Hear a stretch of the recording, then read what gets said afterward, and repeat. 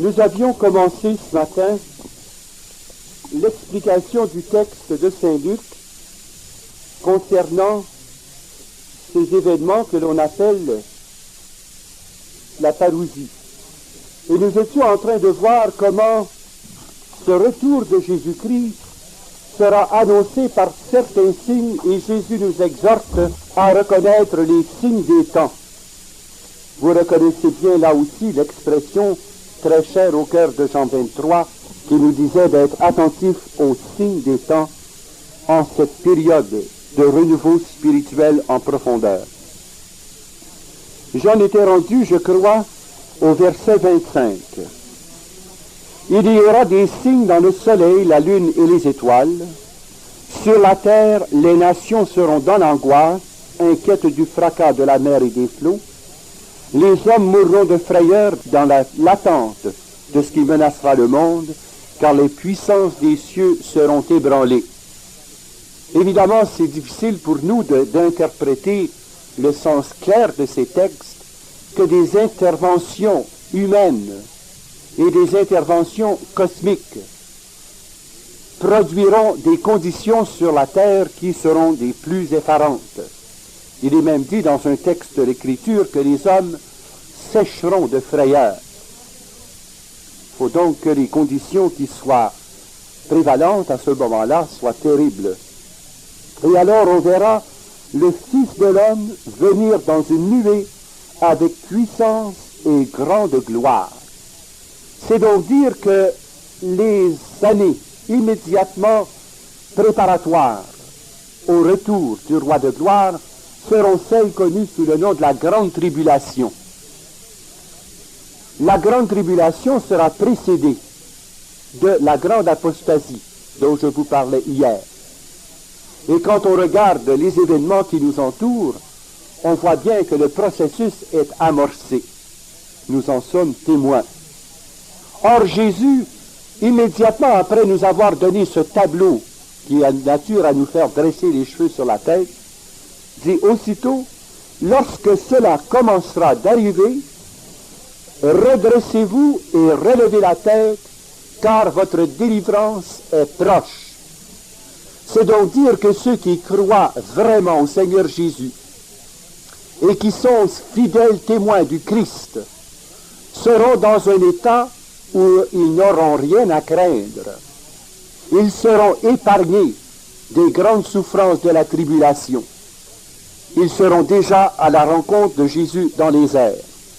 Et il leur dit une parabole, voyez le figuier et les autres arbres, dès qu'ils bourgeonnent, vous vous rendez compte en les regardant que désormais l'été est proche. De même vous aussi, lorsque vous verrez cela arriver, rendez-vous compte que le royaume de Dieu est proche. En vérité, cette génération ne passera pas sans que tout soit arrivé. Le ciel et la terre passeront, mais mes paroles ne passeront pas. C'est donc dire, lorsque ces événements tragiques décrits par le Seigneur seront multipliés, cette génération où ces signes se produiront ne se passera pas sans que tout n'arrive. Est-ce que nous sommes de cette génération-là?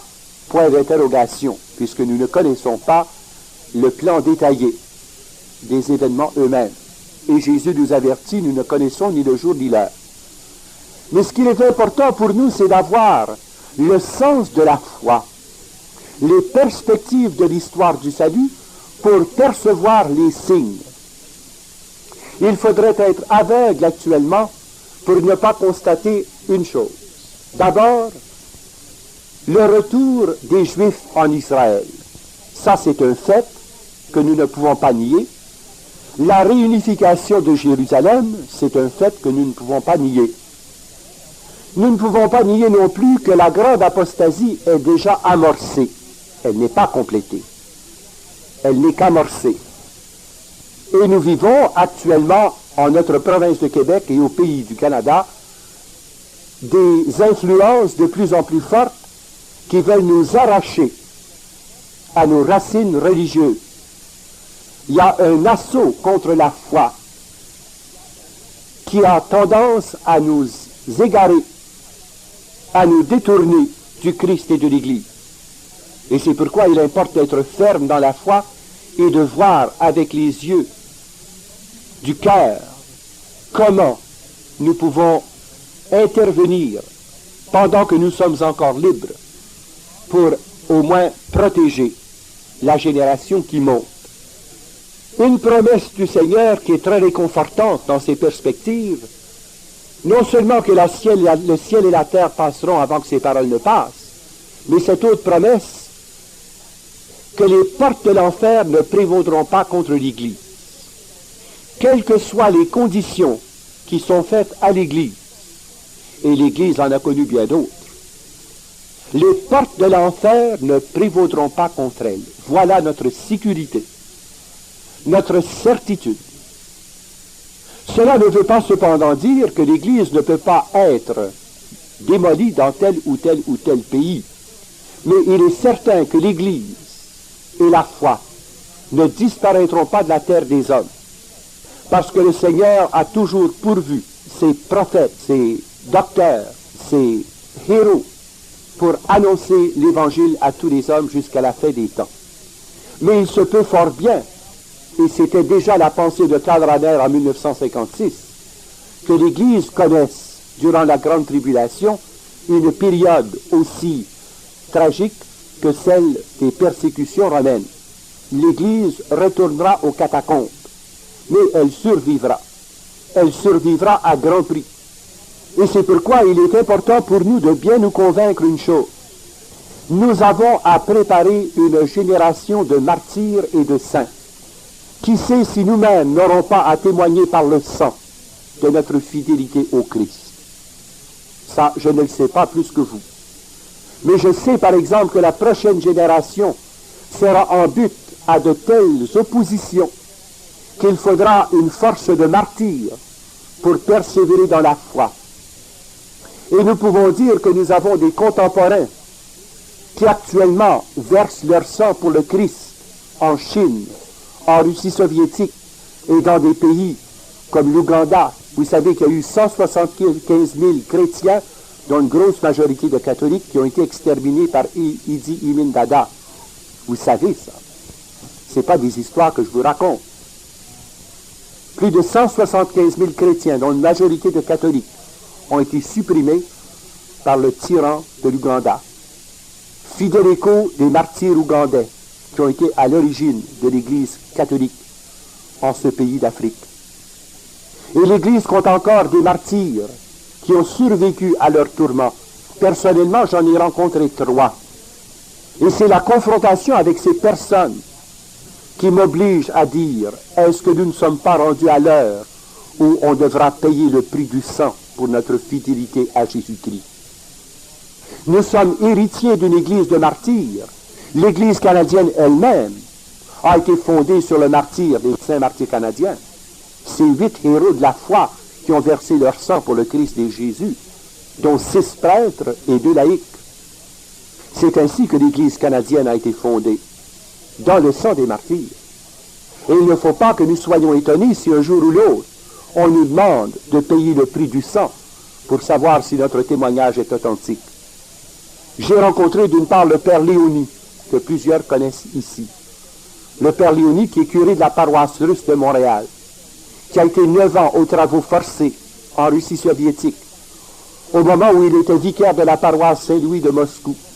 Et c'est grâce au bon service de l'ambassade américaine à Moscou qu'il a pu être libéré, mais après 9 ans de travaux forcés.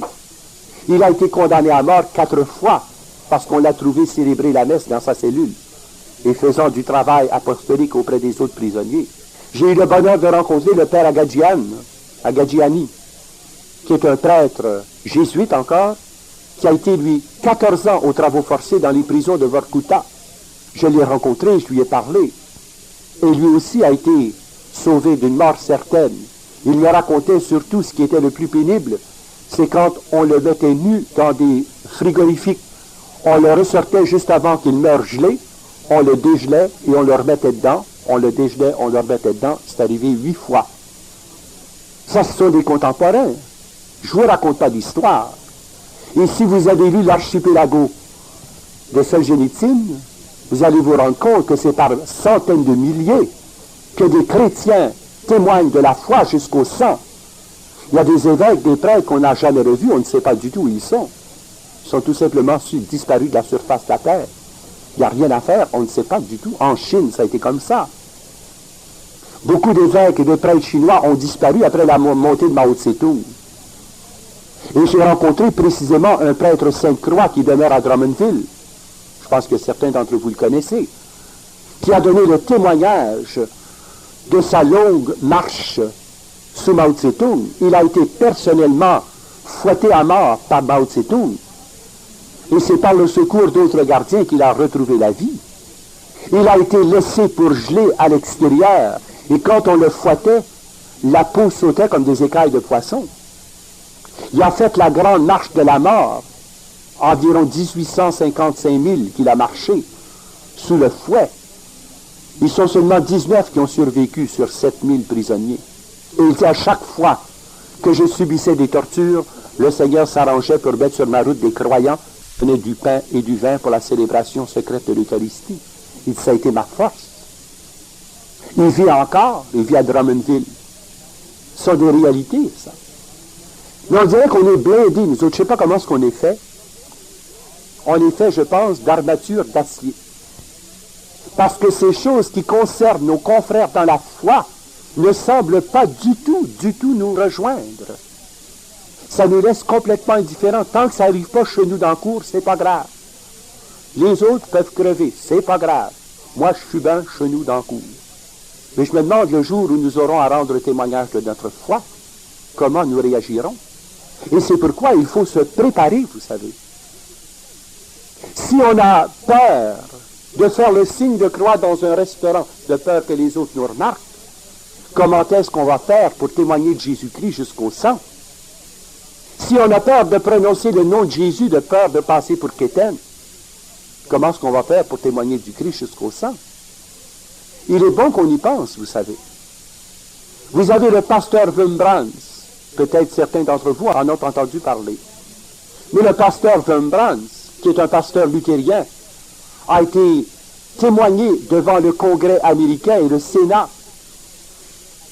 Et il était révolté de penser qu'on croyait ici en Occident que la liberté religieuse existait en URSS. Et les sénateurs lui ont dit, nous croyons vraiment que la liberté religieuse existe et qu'il n'existe aucune persécution. Il dit, vous croyez ça? Il a déchiré sa chemise, il leur a montré son dos lacéré jusqu'aux os à la suite des tortures qu'il a subies parce qu'il avait distribué des Bibles et parce qu'il annonçait Jésus-Christ. Il a fait lui-même 14 ans de pénitencier, subi des mauvais traitements. À 3 reprises, il est allé en prison pour le Christ. Il est maintenant, il voyage à travers l'Occident actuellement pour nous faire prendre conscience que l'Église est en train de subir des persécutions que nous semblons ignorer complètement. Et puis vous ne savez pas comment ça décourage les chrétiens là-bas de penser que nous ignorons la souffrance qu'ils endurent pour le Christ. Ce que vous ignorez aujourd'hui, vous aurez à le subir demain. Dites-leur, vous aurez à le subir demain. Et un jour, le pasteur Wurmbrand était dans une assemblée pendant que quelqu'un débobinait, n'est-ce pas, toute une belle enfilade sur l'état de l'Église, ignorant tout des persécutions. Il voulait se lever, mais il avait peur. Et sa femme le regarde. Il comprend son regard. Lève-toi et parle. Alors il lui dit, tu sais bien que si je parle, c'est ma mort. Et elle lui a répondu cette parole digne de la mère des Maccabées. J'aime mieux avoir un mari qui est mort qu'être épousé à un lâche qui vit. Ah, il s'est levé et il est allé parler. Nous aurons certainement à connaître des persécutions. Elles seront au début très sourdes, presque pas apparentes. Un peu ce que nous voyons actuellement dans nos écoles, où on a supprimé le crucifix, où on a donné des locaux de pastorat qui n'ont pas plus de bon sens qu'un chien à 2 queues, où on nous donne des heures les pires que les autres professeurs ne veulent pas avoir, en diminuant les budgets, mais ça a l'air bien innocent tout ça. Mais qu'est-ce qui est derrière? C'est de ficher le Christ hors des écoles. Mes parents, réveillez-vous. Réveillez-vous. N'oubliez pas que les commissions scolaires n'ont pas plus d'autorité que vous leur en donnez. N'oubliez pas ça. C'est une forme de persécution très sourde.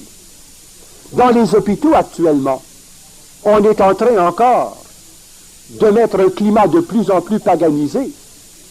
Dans les services de psychiatrie, c'est bien connu. On recommande toutes sortes de thérapies qui sont directement opposées à la foi et à la morale chrétienne. On dit il est en traitement, tout va. C'est fou, c'est faux. On pense de libérer les personnes en laissant ouvrir toutes grandes les vannes de leur passion, en disant ça va leur faire du bien, ça va leur enlever leurs inhibitions.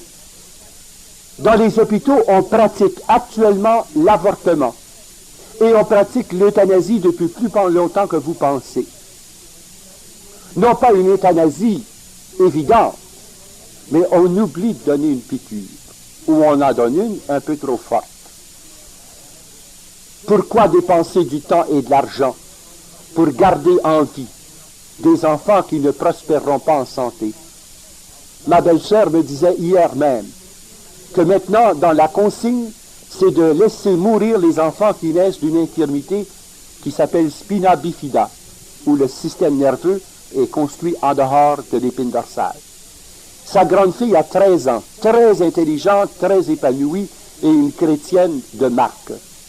Elle a écrit, et elle a dit, ma fille de 13 ans a été épargnée de vos massacres. Mais je tiens à vous écrire pour vous dire que tous ceux qui souffrent de spina bifida ne meurent pas nécessairement à 4 ans. Ma fille a 13 ans. Et je bénis Dieu qu'elle ait la foi. Et je bénis Dieu qu'elle connaisse le Seigneur. Vous l'auriez tout simplement laissée mourir alors qu'elle fait la joie de notre foyer. Et c'est comme ça pour les enfants mongoloïdes. Il y a des médecins et des gardes-malades qui m'ont dit, mon père, c'est avec douleur que nous travaillons, puisqu'on nous impose de laisser mourir sur les tablettes les enfants nouveau-nés qui sont affectés de certaines maladies. On dit à la maman, votre enfant est mort en naissant. On sait qu'il vit, on l'a vu 48 heures. Mais on a reçu des ordres de ne pas lui donner de soins qu'il meurt de sa belle mort. Ça, c'est dans nos hôpitaux catholiques de la province de Québec. Si vous saviez le quart de ce qui se passe. Mais ça, c'est toutes des persécutions secrètes. Hier, je lisais dans le journal, la Cour veut imposer par la loi la stérilisation d'une femme. Ça ne s'est jamais vu encore dans notre pays, alors qu'aux Indes, c'est courant. Après 3 enfants, l'État oblige les mamans et les pères à être stérilisés. Vous allez voir que d'ici 5 ans, la vasectomie sera obligatoire pour les hommes qui ont plus que 3 enfants. Et on obligera également les femmes à la stérilité après une 3e maternité. On n'en veut pas. Une injuste invasion, alors qu'on veut exercer toutes les ressources de l'amour sexuel sans en prendre les responsabilités. Mais réveillez-vous, bon sang. C'est votre pays, c'est votre province. Si nous qui croyons dans le Christ et dans les valeurs de l'Évangile, nous ne parlons pas, soyons pas surpris qu'on soit persécutés. La persécution actuellement, elle est sourde, elle n'est pas ouverte. Mais qu'est-ce qu'il sera dans 10 ans d'ici? Qu'est-ce qu'il en sera dans 20 ans d'ici? Nous aurons exactement l'Église de l'an 2000 que nous préparons dès aujourd'hui. Ne vous faites pas d'illusions. Et on récoltera ce qu'on aura semé. Si aujourd'hui on sème l'indifférence, on récoltera l'indifférence dans 23 ans d'ici.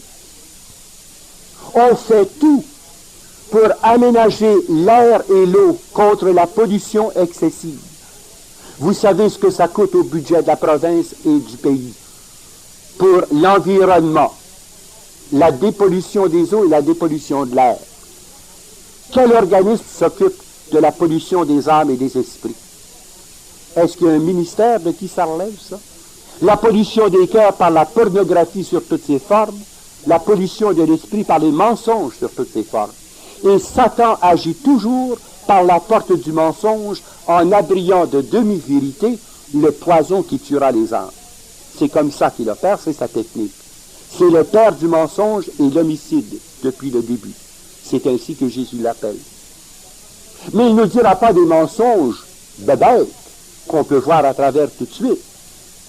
Il nous abrite ça avec tout un décorum scientifique de sorte qu'on a l'air des arriérés mentaux si on ne croit pas dans ces fadaises-là. Je lisais ce matin même, juste avant de venir, un article paru dans Le Devoir. Je le découperai, je vous l'apporterai ici. Il y a eu lieu à Strasbourg, en fin de semaine dernière, un congrès des psychothérapeutes chrétiens et catholiques. Ça venait de partout. La France, ça venait de la Belgique, ça venait de l'Allemagne, ça venait de partout, ça avait lieu à Strasbourg. Et on en est arrivé à la conclusion, imaginez, tous des psychothérapeutes croyants, qui en arrivent à la conclusion que la foi chrétienne ne peut conduire qu'à des névroses chroniques et qu'il n'y a pas moyen de concilier authentique thérapie avec foi authentique. Et les prêtres, il y a 2 prêtres, un jésuite et un séculier, qui applaudissaient à tout rompre en multipliant les appuis à ceux qui présentaient ainsi le problème. Si ce n'est pas de quoi faire pleurer. Mais, voyez-vous, on laissait croire que la science, aujourd'hui, nous dispensait des impératifs moraux. Même Freud, dans toute sa bêtise, n'allait pas si loin que ça. Mais aujourd'hui, les disciples de Freud, qui sont plus grands que leur maître, amplifient considérablement et aboutissent à des affirmations qui vont être multipliées, évidemment, parce que toutes les assises de ces rencontres vont être publiées, toutes les conférences vont être publiées, à grand renfort de publicité. Et nous, qu'est-ce que nous faisons pour proclamer la vérité du Christ? Quand vous verrez ces signes arriver, relevez la tête. Ne soyez pas comme des petits chiens battus qui sont là en disant « Ah, c'est la vie, c'est la vie. Il faut porter la croix, c'est la vie. » La vie, c'est le Christ. Le Christ, c'est la vérité. La vérité, c'est la lumière. Et nous sommes les témoins de la lumière et non des ténèbres. Il faut donc qu'on se réveille. Ce n'est pas pour rien que le Christ prend la peine de nous parler ainsi.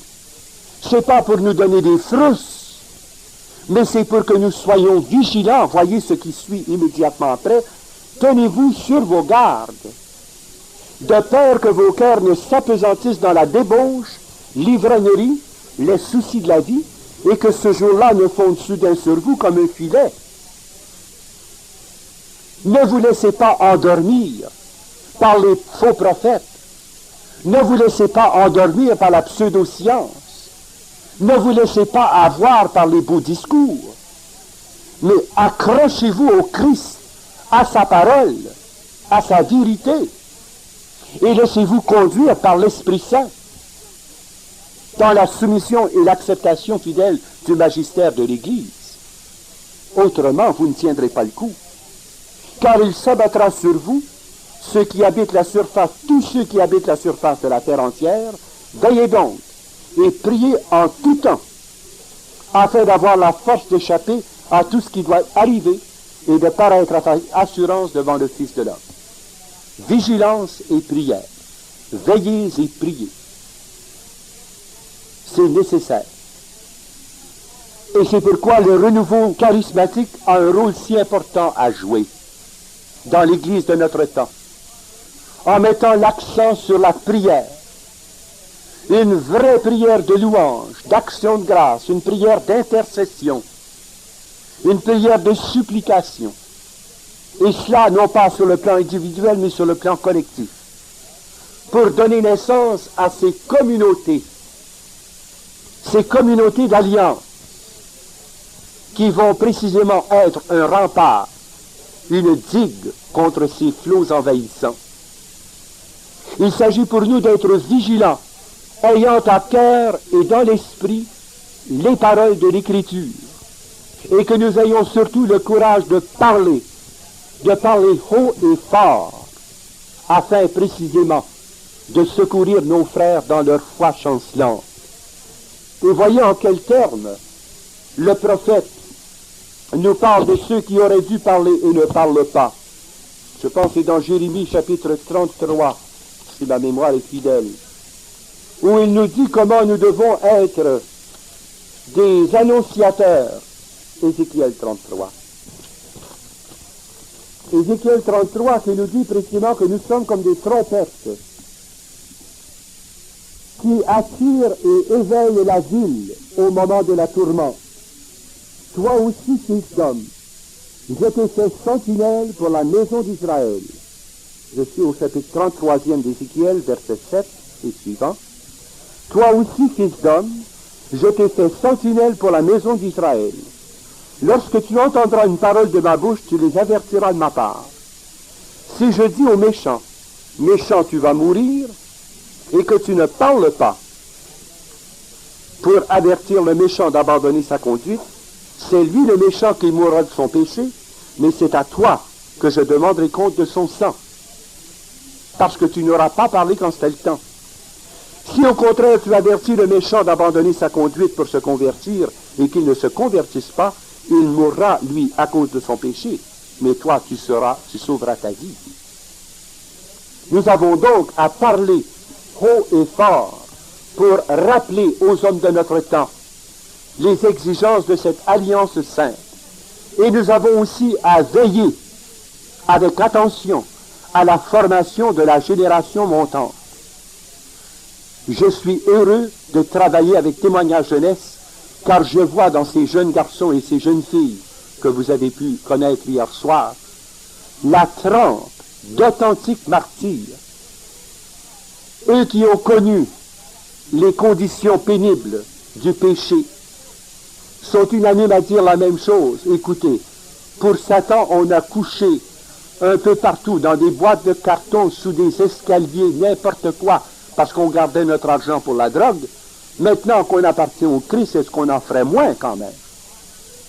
Ils sont prêts à faire face à toute éventualité. Maintenant qu'ils ont retrouvé la foi, ils n'ont pas peur d'en parler. Et rien ne leur fait peur. Les 5 motards qui ont l'habitude de se battre avec des chaînes d'acier et avec des couteaux et avec des lames de rasoir, vous comprenez que ce n'est pas les ricanages de 3 ou 4 passants qui vont les déranger. Voyons. Il parle de Jésus-Christ avec assurance. La preuve, c'est que vendredi dernier, ils sont allés au Park Minor pour évangéliser les 150 motards qui étaient réunis en congrès.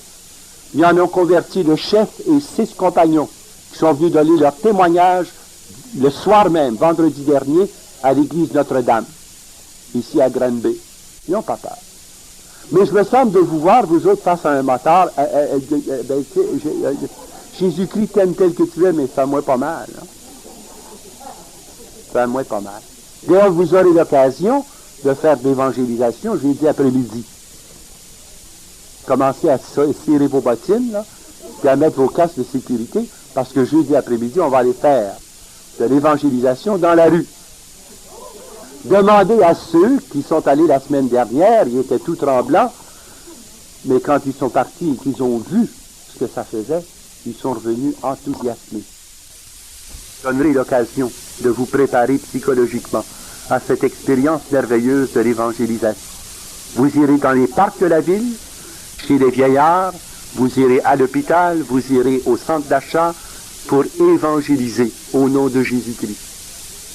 C'est pour ça que je vous dis ces choses, afin que vos cœurs soient prêts. Évidemment, ça va être juste une petite saucette, quelques heures. Mais j'espère que ça va vous donner le goût de continuer. Ce que le pape nous dit être urgent et prioritaire, l'annonce de l'Évangile, le message de Jésus-Christ aux hommes de notre temps. Maintenant que nous avons vu le passage de Saint-Luc, allons voir Saint-Matthieu. Au chapitre 24e et 25e, on intitule cette partie du discours de Jésus le discours eschatologique. Pourquoi? Parce que dans la même présentation, nous avons des informations concernant la fin des temps et la fin du monde. Et les perspectives se chevauchent. Je vais vous expliquer comment ça se fait que ce phénomène-là se produit. C'est que l'œil du prophète voit les événements qui se succèdent d'un seul regard prophétique. Il peut embrasser les hauts points dans une perspective qui ressemble à la surimposition. Lorsque vous voyez un programme de télévision, vous avez parfois des images surimposées. Donc ce regard prophétique embrasse à la fois les événements du temps A, du temps B et du temps C. Mais le regard prophétique ne voit pas l'espace de temps qui s'écoule entre chacun d'eux. Son regard ne peut pas saisir les espaces qui séparent le temps A du temps B. Et c'est pourquoi il nous annonce d'une seule coulée des événements qui sont historiquement à des époques différentes. Or ici, dans le texte de Saint Matthieu, vous avez à la fois des perspectives historiques qui concernent le temps de Jésus, notamment la destruction du temple, donc de l'an 70. Vous avez des perspectives qui incluent la parousie et des perspectives qui incluent la fin du monde, l'eschatologie. Et c'est pourquoi les éditeurs ont appelé ça le discours eschatologique. C'est que les trois perspectives se confondent. Il faut donc par analyse rapporter ce qui relève de l'événement historique de la destruction du temple et les événements qui l'entourent immédiatement, de ceux qui sont propres à la parousie et finalement les distinguer de ceux qui sont propres à la fin du monde. Jésus leur répondit, ça c'est au chapitre 4e, là Jésus sort du temple, et alors on l'interroge, dis-nous quand tout cela aura lieu et quel sera le signe de ton avènement et de la fin du monde. Remarquez bien qu'il y a une distinction.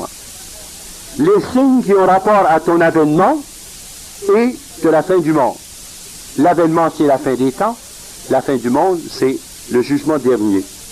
Jésus leur répondit, prenez garde qu'on ne vous abuse pas, car il viendra beaucoup sous mon nom, ils diront, c'est moi le Christ. Et ils abuseront bien des gens. Vous aurez aussi à entendre parler de guerre et de rumeurs de guerre. Ne vous laissez pas alarmer, car il faut que cela arrive, mais ce n'est pas encore la fin.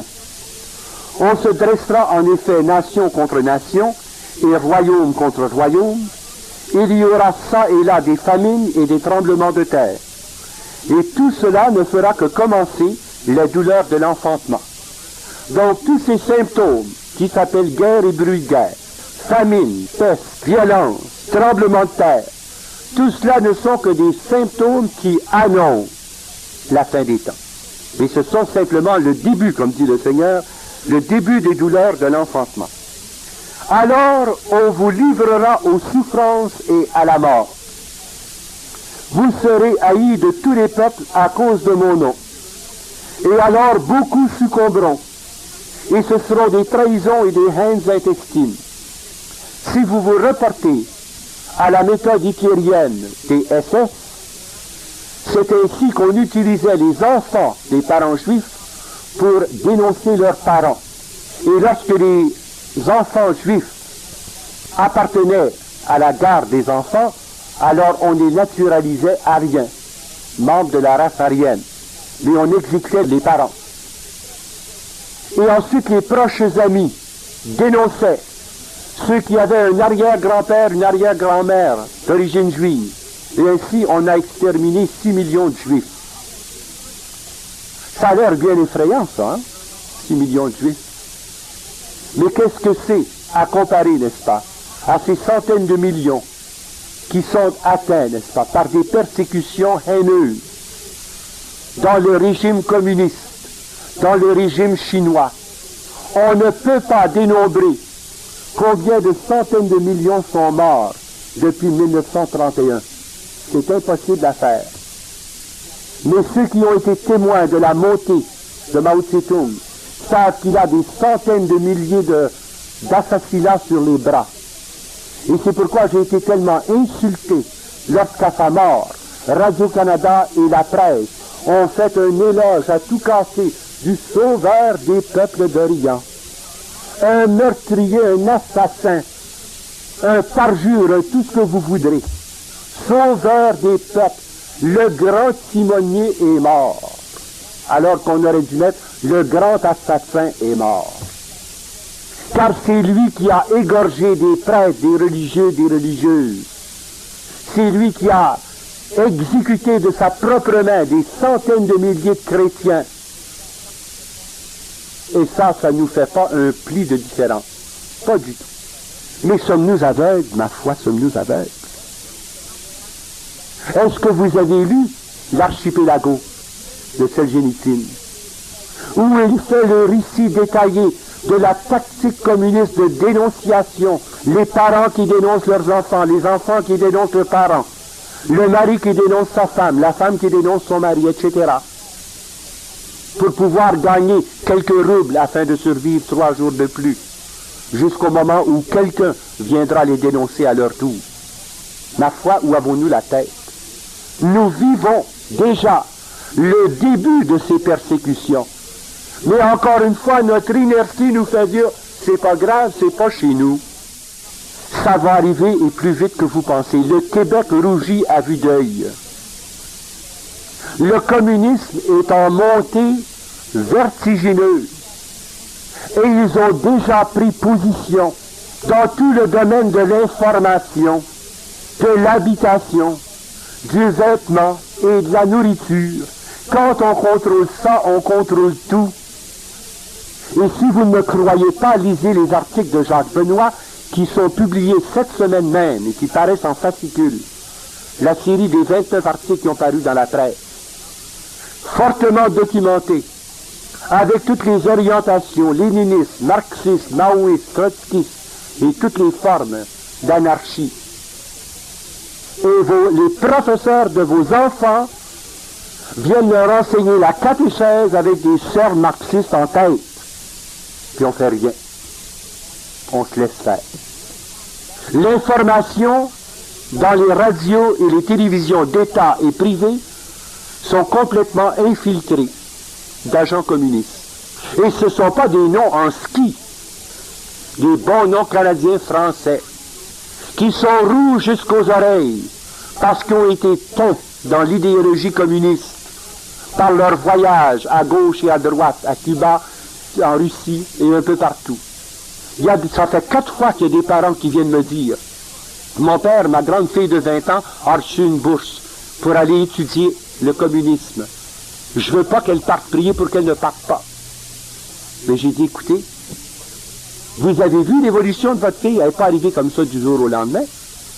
On ne savait pas qu'elle allait à ces soirées-là. Elle nous disait qu'elle faisait des études, puis elle s'en allait à des soirées dans des noyaux communistes.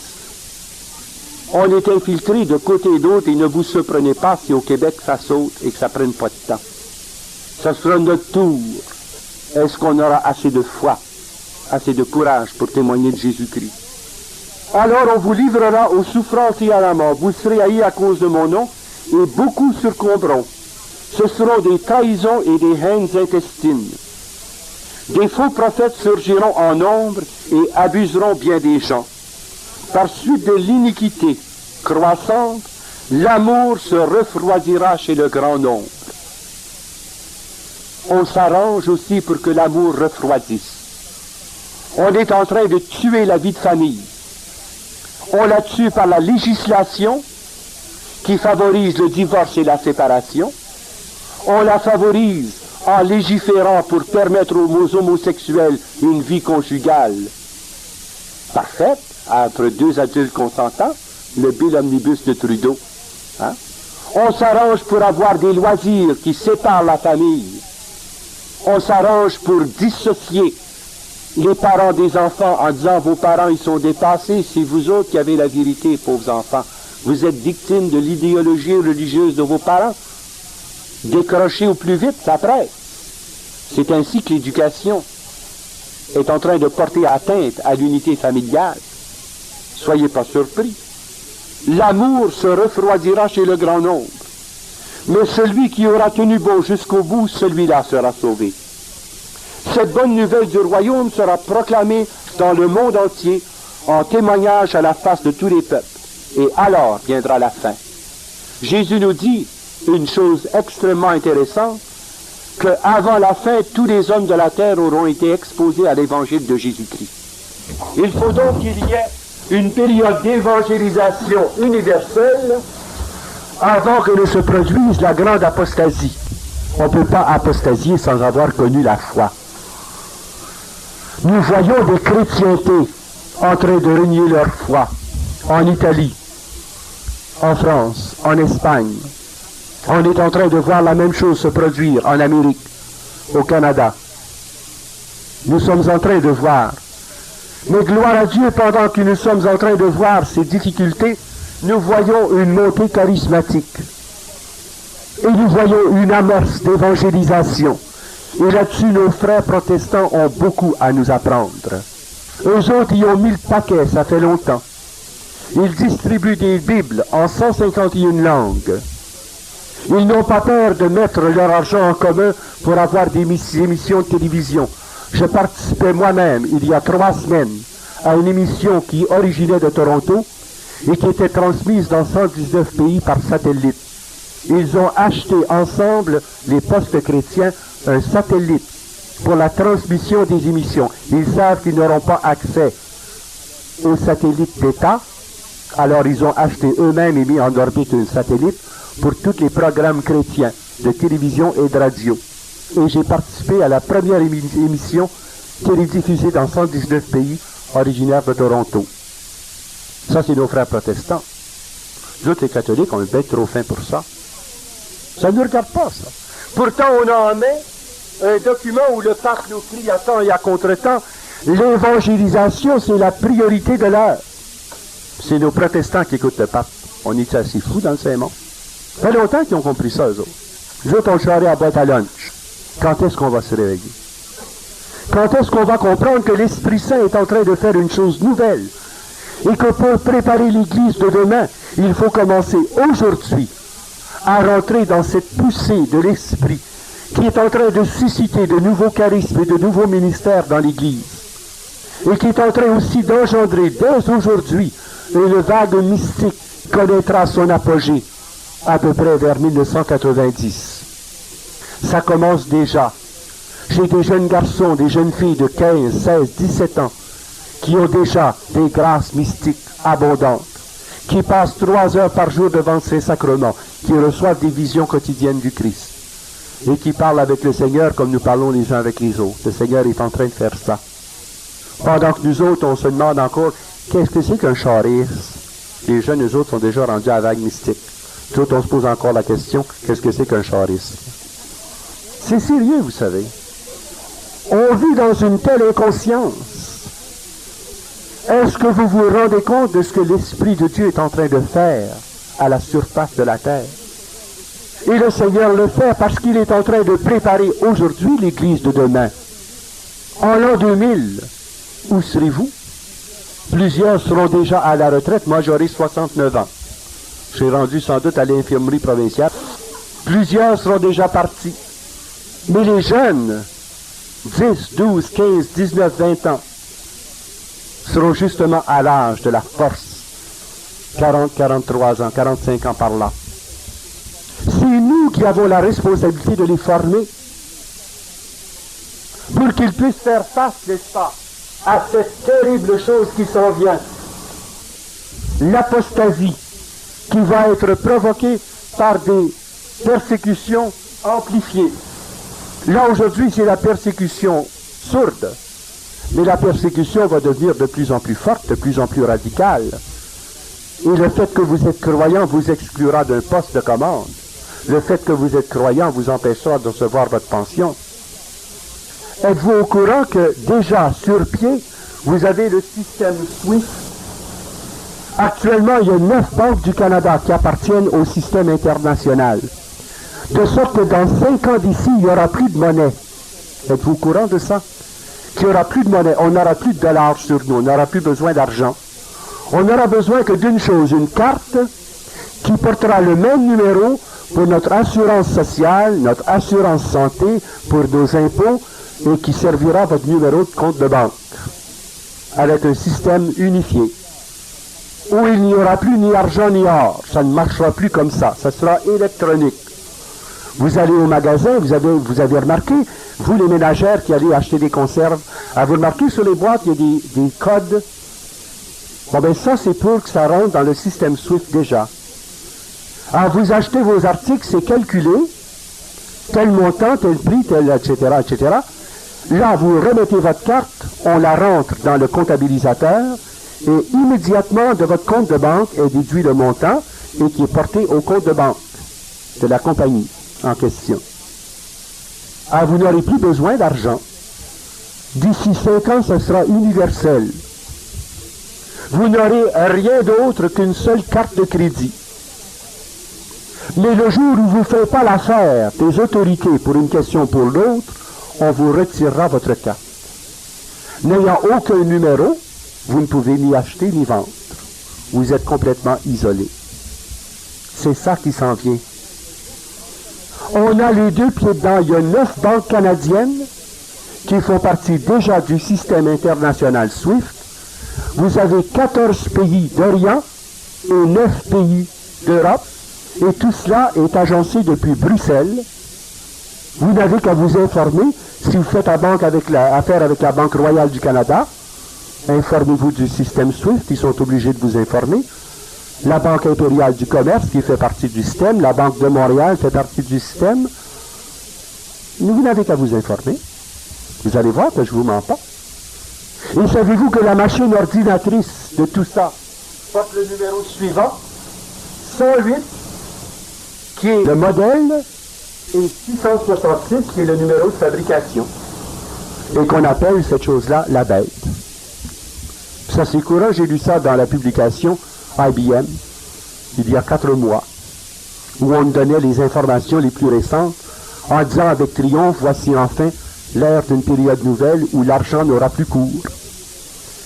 Et c'est arrangé exprès pour les impôts, c'est fait exprès comme ça, pour les impôts.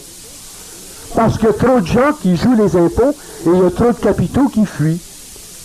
Alors ça va être très simple, à partir de telle date que le gouvernement définira, tout votre argent ne vaut pas un sou à moins qu'elle ne soit déposée avant minuit à votre banque. Et ils annoncent une amnistie pour tous ceux qui déposeront. On ne pourra pas vous poursuivre pour l'argent caché aux impôts. Alors vous aurez le choix, ou bien de garder ça dans votre bas de laine, et à ce moment-là, vous aussi bien de tapisser vos murs avec, ça ne vaut pas plus que du papier. Ou bien, n'est-ce pas, vous le déposez à la banque, et à partir de ce moment-là, tenez-vous bien, parce qu'on saura exactement jusqu'au dernier sou ce que vous avez. Et tout cela sera contrôlé par le gouvernement, parce que votre numéro d'impôt est le même que votre numéro d'assurance sociale, que votre numéro de sécurité, etc. Vive l'État-providence.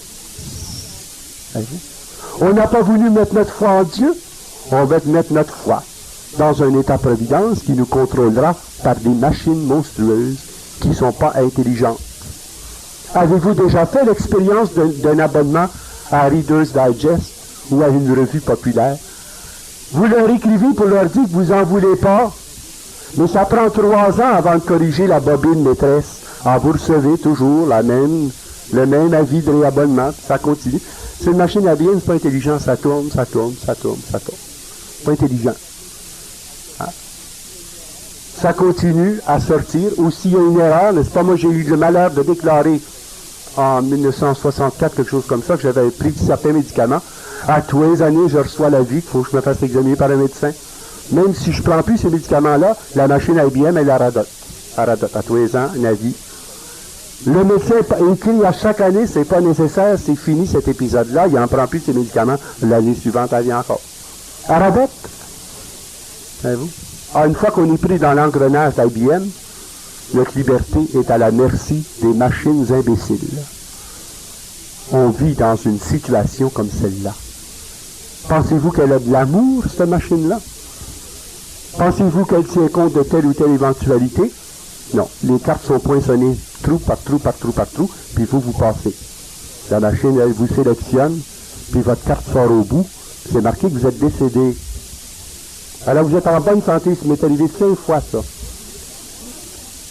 Avis de décès, alors vous êtes en parfaite santé, mais c'est parce que ça supprime les dus des compagnies d'assurance, etc. On n'a pas l'air de se rendre compte qu'on est en train de nous égorger et de prendre le contrôle sans douleur. Parce qu'on s'arrange pour nous distraire avec des films, avec la télévision, avec des romans, avec des sports. Ben du sport. Exactement comme durant l'Empire romain, n'est-ce pas? Donnez-leur du pain et des sports et les gens, sans douleur, accepteront la tyrannie. Et c'est toujours les pauvres et les petits qui se font écraser les premiers. On vit dedans, vous êtes rendu dedans, vous vous en êtes même pas aperçu. Si je vous avais pas dit ça, là, combien est-ce qu'ils savaient que vous êtes déjà inscrit dans l'une ou l'autre de ces banques et que vous faites partie déjà d'un système international et que votre nom est rendu à Bruxelles à votre compte de banque? Combien il y en a qui savaient ça? Ben là, c'est plus possible. On ne peut plus revenir en arrière ici, là. On ne peut plus revenir en arrière. Non. Et vous ne pouvez pas empêcher que d'ici 5 ans, l'argent n'aura plus cours parce que c'est des décisions entre gouvernements étant donné la fluctuation du dollar. Et pour uniformiser le système, il faut qu'on ait chacun un numéro qui correspondra à des caractéristiques de notre date de naissance, de nos empreintes digitales, etc., etc., etc., de sorte qu'il n'y ait pas deux personnes qui aient le même numéro. Puis à ce moment-là, on fait partie d'une grande filière et on porte le numéro de la bête. On s'en aperçoit même pas. Mais celui qui va contrôler la machine va contrôler l'univers.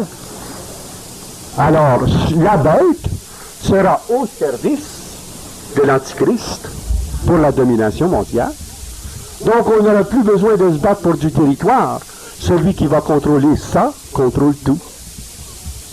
Et ça va être une lutte de puissance à puissance pour avoir le contrôle de l'économie mondiale, le contrôle de l'informatique mondiale, le contrôle de la culture mondiale. Et tout sera déterminé à partir de ce qu'on veut bien nous dire comme renseignement. Est-ce qu'il y en a qui ont lu le roman 1984 par Orson Welles? Et ça a été écrit en 1920 par là. Mais c'était un philosophe qui voyait venir les choses. Hein? George O. Wells. George Orson Welles. 1984, c'est le titre du roman. Il vous dépeint la plus belle société, où les gens sont des victimes puis ils s'en rendent même pas compte, parce qu'ils vivent dans des villes sous des ballons de verre, où l'atmosphère est contrôlée, il pleut seulement quand on dit de pleuvoir, il fait beau tout le temps à part de ça, puis tout le monde ne s'aperçoit pas, puis ils sont tous en train d'être manipulés dans tous les gestes, les pensées, les désirs, parce qu'ils ont des machines pour savoir ce que vous pensez. Et si vous ne faites pas l'affaire du parti, vous êtes tout à coup bifurqué, et puis vous rentrez dans les galettes, n'est-ce pas, composées avec les déchets du corps humain, qui sont retransformés, et vous devenez des galettes, pas mangées par vos frères. On va manger du prochain. Mais étonnez-vous pas de ça. Durant la guerre 1939-45, c'était courant, les soldats avaient des couvertures faites avec des cheveux humains qu'on avait tondus avant de passer les gens au four crématoire. Les femmes se promenaient avec des sacoches faites en peau humaine, arrachées des corps avant d'être mis au four crématoire. Les femmes portaient des chaussures élégantes et faites de peau humaine, avec les tatous dessus. Les abat-jours faits de corps humains, parce qu'on considérait que l'homme était de la matière, alors on reconvertissait les éléments matériels qui le constituent. On en extrayait le soufre, le gras pour faire du savon. En Allemagne, le savon qui avait cours dans les magasins était entièrement produit du gras humain. On faisait cuire le gras humain, et puis finalement, après qu'on avait gazé les personnes, on extrayait le gras, puis on faisait du savon avec ça. C'est ça le matérialisme athée. Vous n'avez pas l'air à saisir qu'est-ce que c'est que le matérialisme. L'être humain n'est que de la matière. Donc je peux partir une industrie pour reconvertir la matière du corps humain pour que ça devienne un produit industriel. Pourquoi gaspiller mort quand on peut s'en servir? C'est ça le matérialisme. Est-ce que vous saisissez maintenant que ça veut dire le matérialisme? J'ai été confronté avec deux types comme ça. J'ai dit pourquoi on ne part pas une compagnie? Puis les premiers de la compagnie, ça va être ton père et ta mère. Il a changé d'idée, c'est drôle, là. C'était correct ça avec les corps de gens qui ne connaissaient pas, mais quand c'était son père et sa mère, là, c'est drôle, ça ne souriait plus tellement. Là. Hein? C'est ce qu'on va commencer, les deux premiers cadavres qu'on va transformer, c'est avec ton père et ta mère. On ne se rend pas compte tant qu'on la paye 2 pieds dedans. Et c'est ça que Jésus essaie de nous avertir. Je veux simplement, dans les grandes lignes, vous préparer déjà à ce que nous verrons demain, puisque nous terminerons Saint-Matthieu et Saint-Marc. Mais la grande montée qui va depuis la fin du temps des païens, que je vous disais en 1967, c'est une montée charismatique une grande montée mystique qui nous conduira à une époque de floraison spirituelle. Ensuite viendront des persécutions ouvertes qui déclenchera la grande apostasie de ceux qui nieront leur foi pour se sauver la peau. Et finalement, grâce à cette grande apostasie, viendra l'avènement de l'Antichrist, qui est un antipape.